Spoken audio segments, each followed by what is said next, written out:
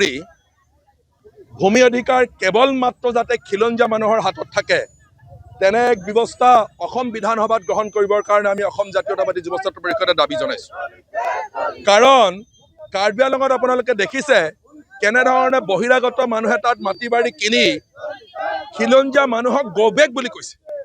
সেই যিটো ঘটনা সেই ঘটনা কাইলৈ তিনিচুকীয়াতো ঘটিব। তিনিচুকীয়াতো ক'ব মৰাণ মটক গবেক, খিলঞ্জীয়া মানুহ গবেক বুলি ক'ব। গতিকে যাতে সেই বহিৰাগত মানুহে বা প্ৰব্ৰজিত মানুহে অসমত মাটি কিনিব নোৱাৰে তেনে কঠোৰ আইন অসম বিধানসভাত বনাবৰ কাৰণে আমি অসম জাতীয়তাবাদী যুৱ ছাত্ৰ পৰিষদে দাবী জনাইছোঁ। অলপতে এখন অসম বিধানসভাত তেওঁলোকে ভূমি সম্পৰ্কীয় আইন আনিছিল। তাত কোৱা হৈছিল যে বৰপেটা আৰু বৰদোৱাৰ সত্ৰৰ 5 কিলোমিটাৰ ব্যাসাৰ্ধৰ ভিতৰত কোনো মানুহে মাটি বাৰী কিনিব নোৱাৰিব যদিহে তাত তিনিটা প্ৰজন্ম বসবাস কৰা নাই। সেই যিখন আইন সেই আইনখন সমগ্ৰ ৰাজ্যজুৰি প্ৰৱৰ্তন কৰিবৰ কাৰণে আমি অসম জাতীয়তাবাদী যুৱ ছাত্ৰ পৰিষদে দাবী উত্থাপন কৰিছোঁ।